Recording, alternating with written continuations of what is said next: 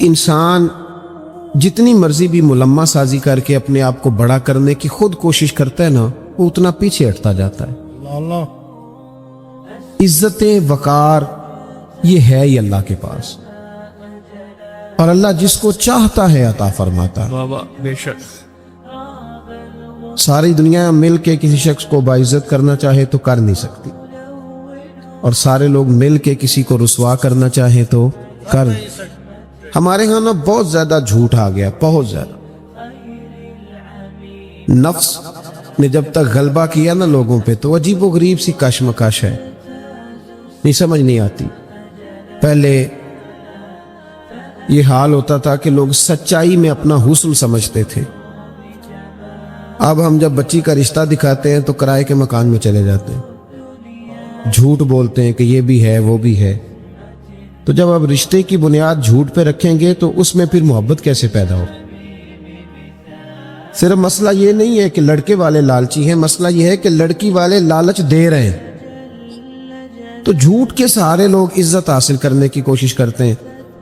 ابھی میں محفل میں آیا تھا تو ہمارے نقیب نے آپ کو یہ دعوت دی بھائی نے کہ آپ اٹھ کے استقبال کریں۔ میری یہ رائے ہوتی ہے، میری یہ رائے ہے کہ اٹھ جانا ہی تو خالی ادب کا نام نہیں نا جی۔ جو دل سے ادب کرتا ہے وہ نہ بھی اٹھے تو پھر بھی ادب والا ہی ہے۔ مطلب آپ دیکھیں نا، آپ روڈ پہ اگر وزیر چڑھ جائے تو پھر بھی غریب کو رستہ نہیں ملتا، تو اگر کوئی پیر چڑھ جائے تو پھر بھی رستہ کوئی نہیں ملتا۔ 50 گاڑیاں آگے لگی ہوئی ہیں، بڑی مشکل حالت ہے، پیچھے ہٹ جاؤ، بندوقوں والے فلانے، یہ معیار نہیں۔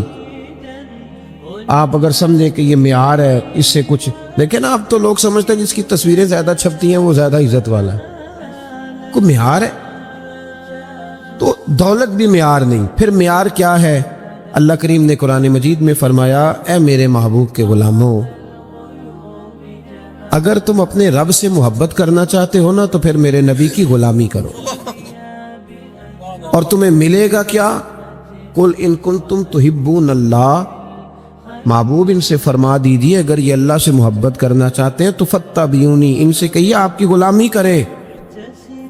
عزت کتنی ملے گی؟ یحببکم اللہ، واہ واہ واہ، اللہ خود ان سے محبت فرمائے گا۔ اللہ کرے آپ کو سمجھ آئے میری بات کی، لفظوں پہ غور فرمایا کریں۔ قرآن مجید کی آیت ہے یحببکم اللہ، اللہ خود ان سے محبت کرے گا۔ جس سے وزیر اعظم محبت کرے اس کا کیا حال ہوتا ہے؟ ایم این اے اور ایم پی اے صاحب محبت کریں تو وہ آدمی تو بیچارہ سیدھا کھڑا بھی نہیں ہو سکتا، اتنا بھاگتا دوڑتا ہے۔ تو میں نہیں پتا کہ ہماری پارٹی کی حکومت ہے، تو بتلاؤ نا میرے بھائی، جس سے اللہ محبت کرے۔ کیا بات، کیا بات۔ اپنا معیار یہ سمجھ لیں کہ سچ میں معیار ہے۔ وہ ہمارے ہاں نا لوگ یہ سمجھنے لگے ہیں کہ اچھے اخلاق والا وہ ہوتا ہے جو میٹھا بولتا ہے، تو میں کہتا ہوں میٹھا تو لوگ مطلب کے لیے بھی بولتے ہیں۔ میٹھا فقط اخلاق میٹھا بولنے کا نام تو نہیں نا میرے بھائی۔ وہ جو سیل مین کپڑا بیچتا ہے نا دکان پہ، اس کی ڈیوٹی ہوتی ہے کہ گاہک جتنا مرضی کڑوا ہو تو انہیں میٹھا ہی بولنا ہے، اور جو مالک لفظ کہتا ہے وہ بڑے شاندار ہیں، وہ کہتا ہے اس کے سامنے نہیں کڑوا بولنا، یعنی بعد میں جو مرضی کرتے رہنا۔ تو یہ اخلاق تو نہیں نا کہ آپ اپنا کام نکالنے کے لیے گدھے سے بھی دوستی کر لیں، کہیں میں بڑا با اخلاق ہوں۔ اخلاق تو سچ بولنے کا نام، اخلاق تو پورا تولنے کا نام، اور سن لیں اخلاق تو مخلص ہونے کا نام۔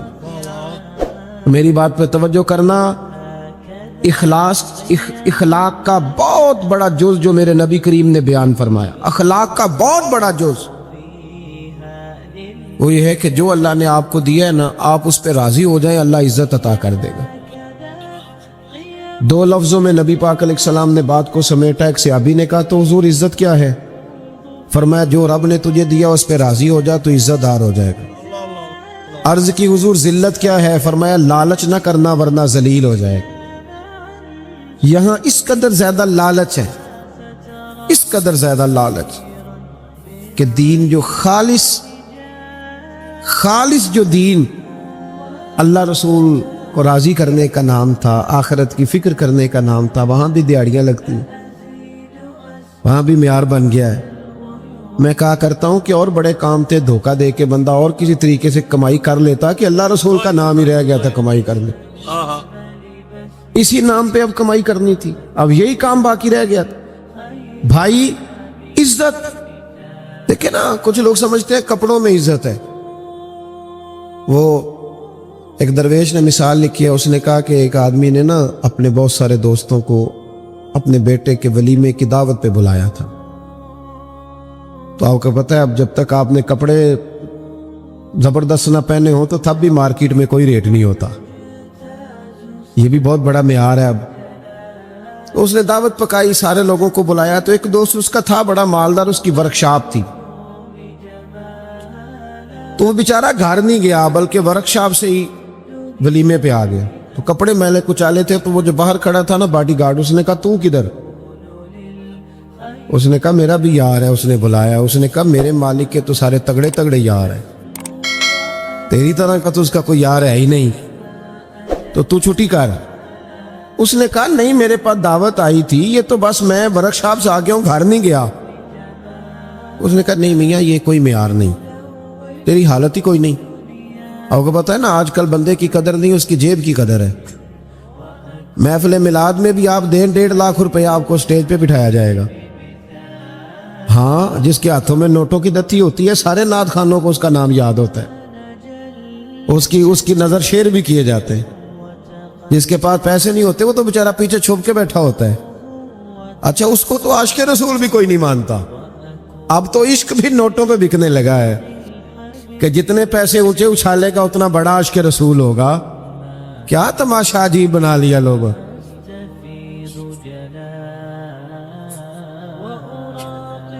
سنیں جی, اللہ آپ کو جزا دے, اللہ آپ کو سنیں میری بات. تو بندہ نا بیچارہ فیکٹری سے سیدھا ورک شاپ سے ہی آ گیا. اس نے کونا داخل ہونے دیا, کہ بھاگ جا, میرے جو مالک ہیں ان کے تو مالدار لوگ دوست ہیں, تو کدھر سے آ گیا. اس کو بڑا غصہ چڑھا, وہ گھر گیا, کارٹون کا سوٹ پہنا, اچکن شچکن پہنی, اچھی طرح تیاری کر کے آیا. تو اس نے گھسنے دیا. اس نے کہا نہیں اب ٹھیک ہے, آپ کا حق بنتا ہے. وہ جب اندر گیا تو اس نے ڈونگا منگایا سالن کا, اور اپنے کپڑے سالن میں ڈبونے شروع کر دی.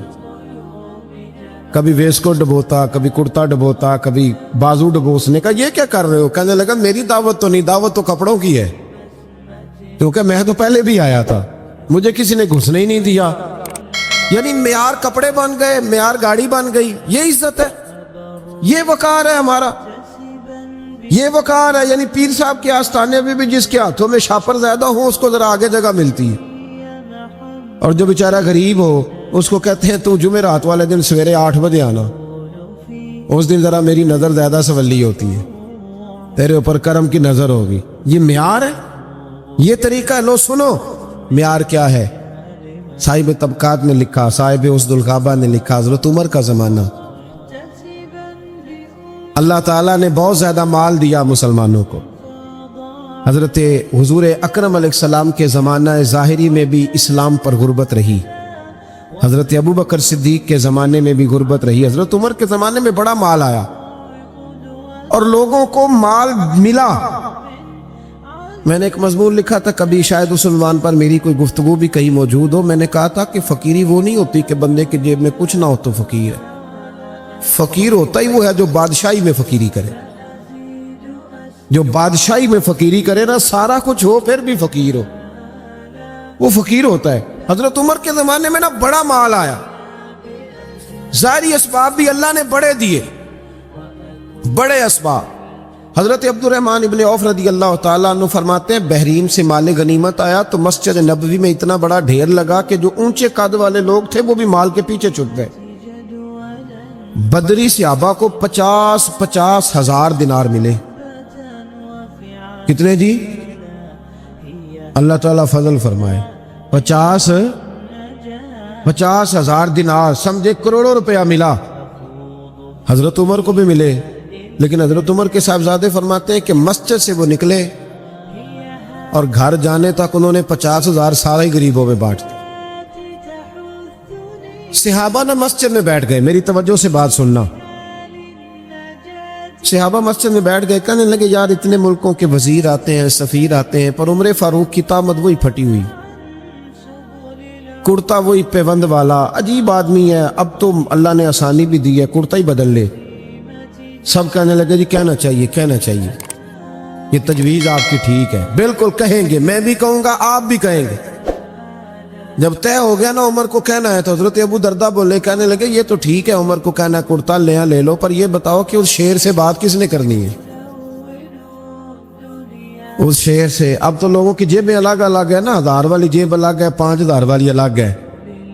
اب تو یہ معاملہ ہی ختم ہے نا کہ پیسے دینے ہیں کہ نہیں دینے.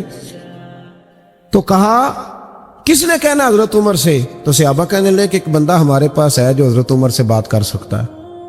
کہا وہ کون, کہنے لگے مولا علی شیر خدا, حضرت علی. اور ان لوگوں کا آپس میں بڑا پیار تھا, اشداء علی الکفار رحماء بینہم, کافروں پہ سخت تھے, آپس میں تو بڑے ہی رحم دل تھے, پیار تھا. اور جب قرآن کہتا ہے آپس میں رحم دل تھے, تو پھر ہم قرآن کی مانیں گے کسی غیر کی نہیں مانیں گے. قرآن نے کہہ دیا آپس میں رحم دل تھے, تو پھر کسی اور سے ہمیں تفصیل لینے کی کوئی ضرورت نہیں ہے.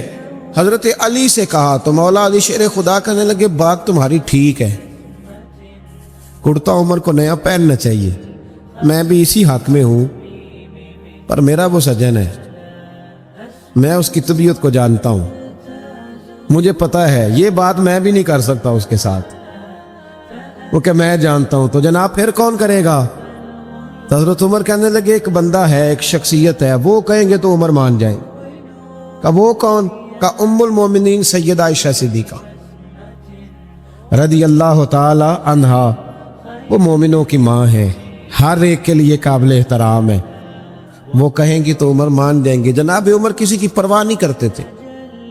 کسریٰ کے بادشاہ نے وقت مانگا تو فرمایا جاؤ دوڑ جاؤ, ٹائم کوئی نہیں. لیکن سیدہ عائشہ کے پاس لوگوں نے جا کے کہا کہ یہ بات ہے, عمر کو کہنا کرتا نیا پہنے. جب جا کے کہا نا, اماں جی نے کہا عمر سے بات کر لیتے ہیں, بلاؤ نا ذرا عمر کو. حضرت عمر کو پیغام گیا تو دوڑے ہوئے آئے, پردے کے پیچھے اتحیات میں بیٹھ گئے, آنکھوں میں آنسو. اماں جی میں نے دیر تو نہیں کر دی, اماں جی کوئی میں نے کوئی حکم ماننے میں دیر تو نہیں کی؟ کہا نہیں وقت پہ آ گئے ہو. اماں جی کیا حکم تھا؟ جناب فاروق اعظم رضی اللہ تعالیٰ عنہ کے پوچھنے پر سیدہ فرمانے لگی اب تو کئی ملکوں کے وزیر سفیر آتے اور اللہ نے آسانی بھی دے دی ہے, تو عمر کرتا بدل ہی لے, سب لوگوں کی خواہش ہے. جب سیدہ نے کہا تو فرماتی ہیں میں نے پوری بات عمر کو سمجھائی, پر قربان جاؤں فاروق اعظم رضی اللہ تعالیٰ سنتے رہے. جب میں خاموش ہوئی تو کہا اماں جی مجھے بھی اجازت ہے ایک جملہ کہنے کی. کہا عمر اجازت ہے. تو جناب عمر رو پڑے, کہنے لگے میرے لیے ضروری ہے آپ کی بات ماننا, آپ جیسے کہیں گی میں مان لوں گا, پر مجھے اسی طرح کے کرتے پہنائیے گا جس طرح کے میں رسول پاک کے دور میں پہنا کرتا تھا, اور میں انہی طریقوں پہ چلنا چاہتا ہوں جن پہ ابو بکر صدیق چلے. اماں جی میں سمجھتا ہوں کہ میری عزت کرتے میں نہیں, میری عزت تو محمد عربی کی غلامی میں ہے, آپ مہربانی فرمائیں. کہتی ہیں وہ جناب عمر کی بات میرا کلیجہ چیر گئی اور میں نے رونا شروع کر دی. میں رونے لگی اور میں نے کہا عمر آپ جائیے, بات صحابہ کی بھی ٹھیک تھی, پر جہاں آپ کھڑے ہیں نا سب سے بہترین کھڑے ہیں, آپ جائیے. میرے بھائی کپڑوں میں عزت رہ گئی, گاڑیوں میں عزت رہ گئی, دولتوں میں عزت رہ گئی. اور میرے بھائی دولت میں بڑی عزت ہوتی تو سب سے زیادہ دولت سیدہ فاطمہ الزہرا کے گھر میں پڑی ہوتی.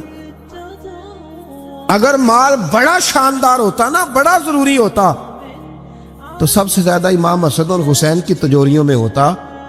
لیکن میرے نبی نے تو ہاتھ اٹھا کے دعا مانگی کہ اللہ میرے اہل بیت کو ضرورت کے مطابق روزی دینا.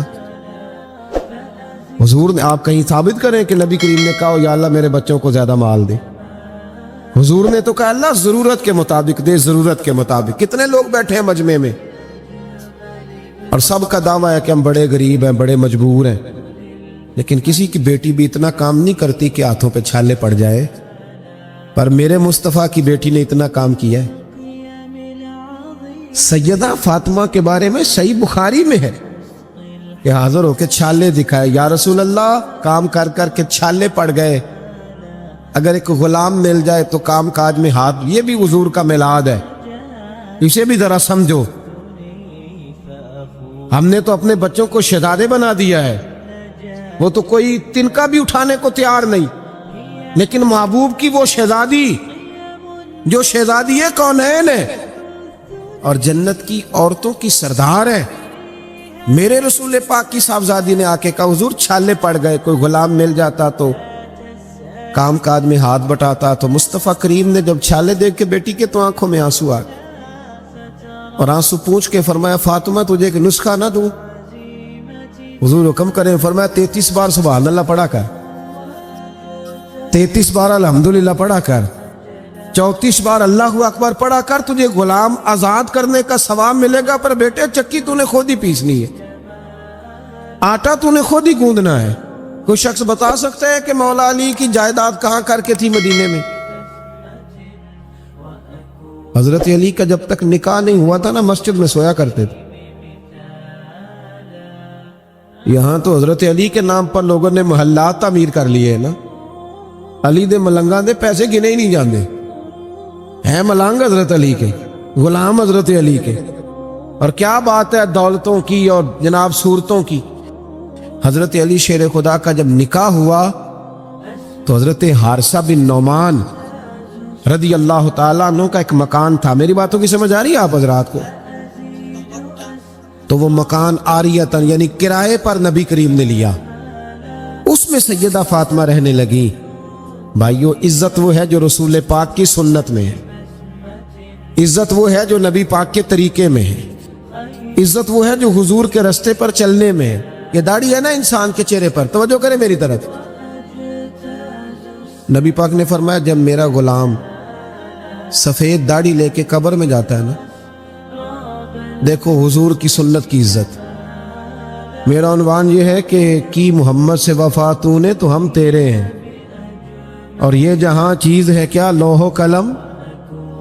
اس شعر کا مطلب پتہ کیا ہے؟ کی محمد سے وفا تو نے تو ہم، اس کا کیا مطلب ہے؟ یہ اقبال کا نا کلام ہے، پہلے انہوں نے شکوہ لکھا تھا، پھر جواب شکوہ، اور جواب شکوہ میں وہ یہ کہتے ہیں کہ یہ نا اللہ کی طرف سے مجھے الہام ہو رہا ہے، یعنی میرے دل میں باتیں آ رہی ہیں اللہ کی طرف سے۔ تو ان میں آخری بات گوئے اقبال کہتے ہیں کہ عالم تصورات میں اللہ نے مجھ سے کہا ہے، عالم تصورات میں رب نے کہا ہے کی محمد سے وفا تو نے تو ہم تیرے۔ اللہ فرماتا ہے اگر محبوب کا غلام بنے گا تو پھر میں تجھ سے محبت کروں، یعنی وہی والی آیت جو میں نے پڑھی یحببکم اللہ، اور فرمایا یہ جہاں چیز ہے کیا۔ شعر ساری زندگی سنتے ہیں نا، سمجھتے نہیں نا جی۔ لوح و قلم، قلم سے نصیب لکھے جاتے ہیں، قلم سے لوح محفوظ پر نصیب لکھے جاتے ہیں۔ تو اللہ فرماتے ہیں اگر نبی پاک سے وفا کرو گے نا تو نصیب نہیں لکھوں گا، قلم ہی تمہیں دے دوں گا، جس طرح کا دل کرے اپنا نصیب لکھ لینا۔ لوح و قلم، میں تجھے قلم دے دوں گا نا تو اپنی مرضی سے لکھ لینا، تو لکھ لینا، رب تجھے عطا کر دے گا۔ یحببکم اللہ، اللہ خود تم سے محبت فرمائے گا، اللہ تم سے محبت کرے گا۔ یہ جو سفید داڑھی والا مومن قبر میں جاتا ہے نا، تو ترمذی کی حدیث ہے، نبی کریم نے فرمایا جب سفید داڑھی والا مومن قبر میں جاتا ہے تو اللہ فرشتوں سے فرماتا ہے اسے عذاب نہ دینا۔ یا اللہ کیوں؟ فرمایا دیکھتے نہیں میرے نبی کی سنت وہ بھی سفید لے کے آ گیا۔ تو جب حضور کے طریقے پہ ہم چلتے ہیں، نبی پاک کے وفادار ہوتے ہیں، پھر اللہ اعزاز دیتا ہے، اللہ شان دیتا ہے۔ اور جن لوگوں نے نبی کریم کی غلامی کی نا، انہیں بلایا نہیں گیا۔ یہ مت سمجھیے گا کہ ظاہری طور پر پیسے کوئی نہیں تھے تو ان کا حال ہی کوئی نہیں تھا۔ توجہ ہے نا میری بات پر؟ جن لوگوں نے پہلے قربانیاں دی نا، پہلے حضرت سیدہ خدیجہ الکبریٰ رضی اللہ تعالی عنہ۔ میں نا بڑی سادی باتیں کرنے کا قائل ہوں، مجھے تو یہی نہیں سمجھ آئی کہ آپ نے میرا انتخاب کیسے کر لیا۔ میں آپ کے پرانے خطباء کے اشتہار پہ نام دیکھ رہا تھا تو میں کہہ رہا تھا کہ وہ کہاں اور میں کہاں۔ اتنے پرجوش تقریریں سننے کے بعد آپ نے اتنا ٹھنڈا آدمی بلا لیا ہے جو نہ یہ کہہ سکتا ہے کہ ہاتھ کھڑے کرو، نہ یہ کہہ سکتا ہے کہ نعرہ لگاؤ، نہ یہ طبیعت ہے کہ سبحان اللہ کہو۔ یہ مزاج ہی نہیں۔ تو میری تو بات وہ بندے سمجھتے ہیں جو بالکل بیچارے چپ کر کے مجھے دیکھتے رہے اور میں انہیں دیکھتا رہوں. مجھے تو ان کی سمجھ آتی ہے. باہر کیف اللہ تعالیٰ خیر کرے. کچھ خواہش ہے میری کہ میں آپ سے بات کر سکوں. میں پریشان تھا یہاں جو میں ماحول دیکھ رہا تھا نا, میں سوچ رہا تھا کہ میں کیسے بات کروں گا. اتنا سادہ آدمی, لیکن نا کچھ لوگ شعلہ بیان ہوتے ہیں, کچھ پیدل چلنے والے ہوتے ہیں. تو وہ شعلہ بیانوں میں جب کوئی پیدل چلنے والا آتا ہے تو اس بیچارے کو کئی جگہ پہ نا روڑے بھی تنگ کرتے ہیں. آپ تھوڑی سی میرے ساتھ محبت فرمائیں. میں نے لمبی بات نہیں کرنی, لیکن جتنی کرنی ہے انشاءاللہ وہ اب کر کے جانی ہے. آج ہو گیا ہو وہ اب کر کے جانی ہے. آپ میری بات پہ غور کریں. حضرت خدیجہ الکبریٰ نے نا نبی پاک سے بڑی محبت کی, بڑی غلامی کی. جب شہرت ہوتی ہے تو یار بڑے ہوتے, اور جب انسان غربتوں میں, پریشانیوں میں, مجبوریوں میں گھرا ہوتا ہے تو پوچھنے والا بھی کوئی نہیں ہوتا. وہ تیری آنکھوں یا سنگ ملامت کی چبھن, کون پہنچا ہے میرے درد کی گہرائی تک. دور شہرت میں تو یاروں نے کیا یاد بہت, ساتھ آیا نہ کوئی کوچہ رسوائی تک. اور ایک درویش ہوئے کشمیر کے میاں محمد بخش صاحب, وہ فرمایا کرتے تھے ساری عمر ہی آٹا گد ہے, لکھاں کیتے نہیں پیڑے, تو جدوں وقت آیا ہی محمد بخشا کوئی نہیں ہو بیٹھا نیڑے. غریبی کے دنوں میں لوگ قریب, کوئی بندہ نہیں قریب آتا. حضرت خدیجہ اس وقت حضور کی بارگاہ میں آئیں جب دین پر غربت تھی, اور عام بی بی نہیں تھی, مکے کی ملکہ تھی. ملکہ سارا زمانہ جن کی غلامی کرتا ہے, وہ حضور کی بارگاہ میں آئیں. اور سنگیو دیکھو, جب وفا کا رشتہ ہوتا ہے اس کا رنگ تھوڑا الگ ہوتا ہے. جب آپ اس طرح وفا کرتے ہیں نا کہ سامنے والا کرے گا تو میں نے کرنی ہے, تو یہ تو لالچ ہے. وفا تو یہ ہے کہ تو کر نہ کر, میں نے کرنی ہے. یہ اصل وفا. حضرت خدیجہ آئیں حضور کی بارگاہ میں تو اتنا مال تھا, فرماتی ہیں 20 نوکرانیاں تھیں میرے گھر میں کام کرنے والی. اور پھر بخاری مسلم میں موجود ہے کہ ایک وقت وہ بھی آیا کہ سیدہ خدیجہ الکبریٰ خود کھانا پکا کے نکلی اور کچے باورچی خانے میں روٹی پکائی, اور آپ کے کرتے کو نا 10 پیوند لگے ہوئے. جس بی بی کے گھر میں 20 کنیز آئیں, دیکھیں نا آدمی غریب سے امیر ہو جائے تو کام چل جاتا ہے, اور امیر سے غریب ہو جائے مشکل بڑھتی. حضرت خدیجہ الکبریٰ رضی اللہ تعالیٰ عنہ نے 20 نوکرانیاں دیکھی. پھر حال یہ ہوا کہ اماں جی کے اپنے کپڑوں پر پیوند لگا ہوا ہے, اور جناب سیدہ خدیجہ الکبریٰ جب باورچی خانے سے کھانا لے کے حضور کی بارگاہ تک پہنچی نا, یہ پیغام میرا بیٹیوں کو, بہنوں کو دینا جا کے کہ جب بی بی خاوند کے لیے کھانا پکا کے نکلتی ہے تو رب اس بات کو پسند کتنا کرتا ہے. اس کو صرف دنیا نہ سمجھنا, اس کا درجہ کیا ہے. حضرت خدیجہ جب نکلی اور حضور کی بارگاہ تک آئیں تو نبی کریم نے فرمایا خدیجہ تیرے آنے سے پہلے جبریل آ گئے. اور وہ آ کے عرض کر رہے یا رسول اللہ, رب فرماتا ہے خدیجہ کھانا لے کے آ رہی ہے, اور جب وہ کھانا لے کے آ جائے نا تو خدیجہ کو اس کے رب کا سلام دے دیجئے گا. اتنا پھر حضرت خدیجہ نے وصال فرمایا, اور دکھوں کا ماحول تھا جب وہ دنیا سے گئی. حضرت عائشہ صدیقہ کہتی ہیں جس کو میں نے نبی کریم کو ہر روز یاد کرتے دیکھا نا, وہ سیدہ خدیجہ تھی. ہر وقت حضور یاد کرتے, اٹھتے بیٹھتے ذکر کرتے. ایک دن اللہ کے محبوب گھر میں گوشت لائے, یہ لفظ امام یوسف صالحی نے لکھے. حضور گھر میں گوشت لائے, سیدہ عائشہ کو دیا, فرمایا عائشہ یہ گوشت پکاؤ. جناب عائشہ کہتے ہیں گوشت صاف کرنے لگی تو حضور نے فرمایا شوربہ ذرا زیادہ کرنا. میں نے کہا حضور کیوں, مہمانوں نے آنا ہے؟ تو حضور فرمانے لگے نہیں, مجھے پتا چلا مدینے میں خدیجہ کی کچھ سہیلیاں آئی ہیں, ان کو بھی تھوڑا گوشت بھیجنا ہے, تو ذرا زیادہ شوربہ کرنا. جناب عائشہ صدیقہ کہتی ہیں ہمیشہ حضور ذکر کرتے تھے, تو آج میں نے کہا ایک بات کر نہ دوں.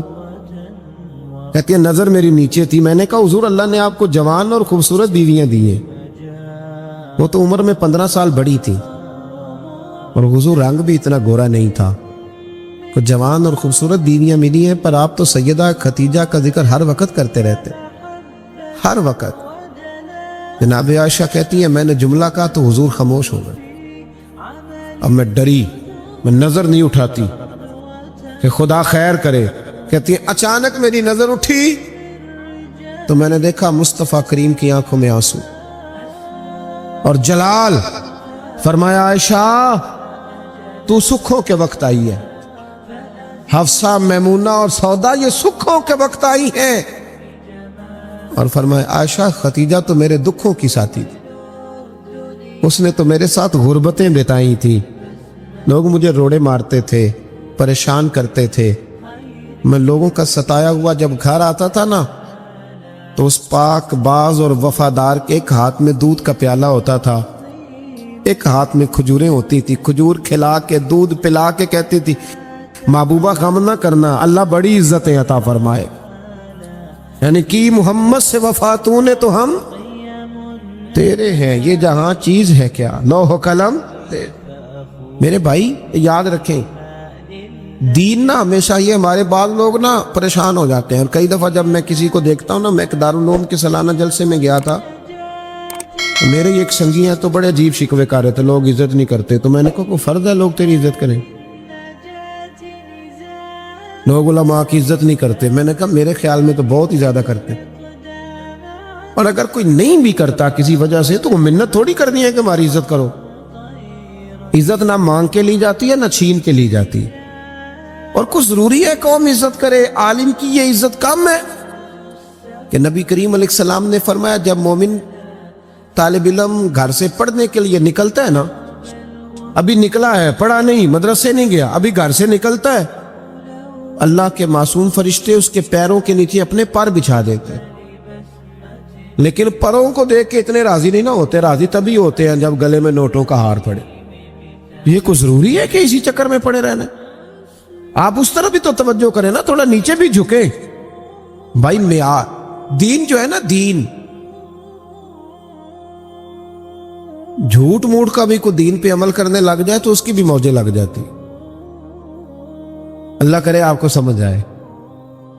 یہ جھوٹ موٹ کے جو لوگ ہیں وہ بھی بازاروں میں نہیں گھومتے. یہ جو اللہ خیر کرے عاشق رسول نعت خواں میں ملے ہوئے ہیں، جو عشاء پڑھ کے آتے ہیں اور فجر سے پہلے پہلے واپس چلے جاتے ہیں. کوئی پتہ نہیں کیا ماحول ہے. ساری زندگی ہو گئی حضور سے عشق کرتے پر داڑھی نصیب نہیں ہوئی. یعنی کس قسم کا عشق ہے جو عشق تو ہے اور سنت نہیں رسول اللہ کی. یہ ساری زندگی بیت گئی اور نصیب نہیں ہوئی. اب تو خیر پیر بھی بہت سارے مارکیٹ میں آ گئے. مولوی صاحب کی تھوڑی سی چھوٹی ہو تو ان کے پیچھے نماز نہیں ہوتی، تو پیر کی چھوٹی ہو تو بیعت ہو جاتی ہے. لیکن ہمارا معیار ہے نا جی، مولوی صاحب کی مسجد سے چھٹی ہو جاتی ہے، پیر صاحب کو کون نکال سکتا ہے گدی نشینی؟ ضرورت ہے کسی کی؟ اب تو پیروں کے بچوں کو لوگ شہزادے کہنے لگے ہیں. تو میں نے کہا اس کے ابے کو بادشاہ کہا کرے پھر، کیونکہ شہزادے تو بادشاہوں کے ہوتے ہیں. عجیب معیار بن گیا نا، اس کو بدلیں. فقیری اور چیز کا نام، فقیری تو رسول اللہ کی غلامی کا نام. اورنگزیب عالمگیر کے بارے میں اعلیٰ حضرت فاضل بریلوی رحمۃ اللہ نے لکھا ہے کہ اورنگزیب عالمگیر ایک دن بیٹھے تھے تو ایک بہروپی آ گیا. آ کے کہنے لگا بادشاہ میں روپ بدل کے دکھاؤں گا، اگر آپ مجھے نہ پہچان سکے تو میں آپ سے انعام لوں گا. اورنگزیب کہنے لگے کہ میں کوئی ایسے ویسے ہی حکمران ہوں. ہمارے پاکستان کے حکمران تو کہتے ہیں مجھے تو سویرے پتہ چلا ہے کہ ملک میں کیا ہو رہا ہے. ہندی سویرے آنکھ کھلی ہے تو پتہ چلا ہے. نہ ادھر ادھر کی تو بات کر، یہ بتا کہ قافلہ کیوں لٹا. مجھے رہزنوں سے غرض نہیں، تیری راہبری کا سوال ہے. کہتا جی مجھے سویرے پتہ چلا ہے، تو اتنا نابینا تھا تو تجھے آنے کی کیا ضرورت تھی؟ ہوش کرنا بھائی، اب تو حکمران ہے، تو خیال کر، معیار کو سمجھ. اورنگزیب سے بہروپیہ کہنے لگا روپ بدل کے دکھاؤں گا، اگر آپ نہ پہچان سکے تو انعام لوں گا. تو بادشاہ کہنے لگا تو زور لگا لے جتنا ہے، ایسا کوئی بہروپیہ ہے ہی نہیں جو مجھے دھوکہ دے سکے. ملا جیون کے شاگرد تھے نا اورنگزیب عالمگیر، صاحب تفسیرات احمدیہ کے. تو بادشاہ نے نا ایک دن کوئی ٹیچر بھرتی کرنے تھے تو وہ بھی آ گیا بڑی ساری ٹوپی پہن کے، جس طرح جناح کیپ نہیں ہوتی آج کل، تو بڑی ساری ٹوپی پہن کے نا تو وہ بھی پہنچ گیا. ہاتھ میں چھڑی پکڑی ہے اور ویسٹ کو ٹچ کن بڑا اچھا تیار ہو کے آیا. بادشاہ سب ٹیچروں کے انٹرویو کر رہے تھے. جب اس کی باری آئی نا تو بادشاہ نے 10 روپے دیے. کہنے لگا یہ تیرا آنے جانے کا کرایہ ہے، میں نے تجھے پہچان لیا ہے، چل دوڑ جا۔ اس نے کہا بھی تو واقعی بڑا سیانا ہے۔ کچھ دنوں کے بعد نا بادشاہ نے کہا کہ میں نے سپاہی بھرتی کرنے، تو یہ بھی آ گیا۔ کو 2-3 مہینے کے بعد مونچھیں ذرا بڑی کر لی اور بال تھوڑے بڑھا لیے، سمجھ لے کوئی اینک وینک لگا لی، روح بدل کے آیا۔ بادشاہ کے سامنے بہت سارے لوگ کھڑے ہوئے، جب اس کی باری آئی تو بادشاہ نے 10 روپے دیے، کہا میاں جا کوئی اور چکر چلا کے آ۔ بادشاہ جب سفر پہ جایا کرتے تو فقیر آیا کرتے تھے مانگنے والے۔ 2-4 مہینے کے بعد بادشاہ نکلا سیر کے لیے جانا تھا تو فقیر آ گئے، اس نے بھی نا منہ پہ سیاہی مال لی، کپڑے پھاڑ لیے، ہاتھوں میں کاسا لے لیا۔ بادشاہ نے باقیوں کو 5-5 دیے، اس کی باری آئی تو 10 دیے۔ کہا میاں یہ تیرا کرایہ آنے جانے کا، میں نے تجھے پہچان لی۔ اعلیٰ حضرت رحمت اللہ لکھا ہے اس کو۔ 2 سال بیت گئے بہروپیے کو روپ بدلتے، لیکن جب بھی وہ روپ بدل کے آتا بادشاہ پہچان لیتا۔ ایک دن بادشاہ جہاد کے لیے جا رہا تھا ہندوؤں کے ساتھ، ایک ریاست سے ٹکرانا تھی، ہزاروں کا لشکر اس کے ساتھ فوج کا، گرمی بڑی سخت تھی۔ بادشاہ ایک گلی سے گزر رہا تھا، ایک روڈ سے گزر رہا تھا، اس نے دیکھا کہ ایک بہت پہاڑی ہے، اوپر لوگ چڑھ بھی رہے ہیں اتر بھی رہے۔ اس کے دل میں خیال آیا کہ ادھر کیا ہے؟ ایک آدمی سے پوچھا یہاں کیا ہے؟ اس نے کہا جی وہاں نا اوپر ایک درویش بابا بیٹھے ہیں، لوگ اس سے دم کراتے ہیں، دعا کراتے ہیں، اللہ اللہ کراتے ہیں، نیک آدمی ہے۔ تو پرانے سارے لوگ اللہ والوں کو ماننے والے ہوتے۔ بادشاہ کہنے لگا میں بھی اچھے کام جا رہا ہوں، چلو میں بھی دعا کرا۔ اب بادشاہ لوگ نازک مزاج ہوتے ہیں، آپ کو پتہ ہے، بڑی مشکل سے پہاڑی پہ چڑھا، اوپر گیا تو لائن لگی ہوئی تھی۔ کہا میں اورنگزیب، اس نے کہا جی ہمارا بابا امیر غریب کا فرق نہیں کرتا، ملنا ہے تو لائن میں لگ جاؤ۔ اورنگزیب لائن میں لگ گیا، 50 آدمی تھے، تھک گیا، دھوپ بڑی سخت تھی، نمبر آیا، اتحیات کی حالت میں بابا جی کے پاس بیٹھا، ہاتھ چومے، کہا حضور میں جہاد کے لیے جا رہا ہوں۔ بابا جی نے دعا کی، اچھا جبہ پہنا ہے، داڑھی رکھی ہے، پگڑی باندھی، دعا کی، نصیحتیں فرمائی، اور پھر فرمایا آخر پہ کہ اگر تو جیت گیا تو تکبر نہ کرنا، ہار گیا تو مایوس نہ ہونا، یہ نصیحت کی۔ اورنگزیب کہتے ہیں کہ میں نے چند سکے نہ بطور نذرانہ کے بابا جی کے مصلے کے نیچے رکھے، اور جب میں الٹے قدم اترنے لگا تو بابا جی رومال جھاڑ کے کھڑے ہو گئے، کہنے لگے آج نہیں پہچانا تو نے، کوئی نہیں سمجھ آئی آپ کو؟ کہنے لگے آج نہیں پہچانا، آج تو نہیں نہ پہچانا، رکھ میرا انعام بنتا ہے، رکھ ادھر۔ بادشاہ کہنے لگا اللہ تیرا بھلا کرے، تو نے تو تھکا دیا۔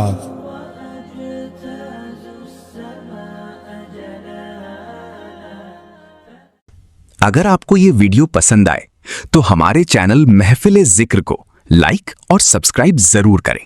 شکریہ۔